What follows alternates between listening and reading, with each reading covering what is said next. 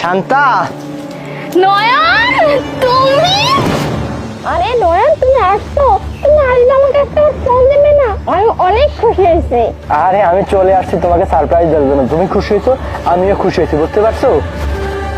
তারপরেও তুমি আসবে আমাকে একটাবার বলবে না? যাই হোক, আমি কিন্তু আজকে অনেক খুশি হয়েছি যে তুমি আমার কাছে আসছো।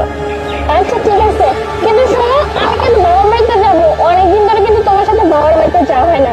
আজকে কিন্তু আমাকে নিয়ে যাবে, বুঝতে পারছো? হুম হুম, তোমাকে তো অবশ্যই নিয়ে যাবো, কেন নিয়ে যাবো না? এতদিন পরে আসলাম, তোমাকে নিয়ে যাবো না?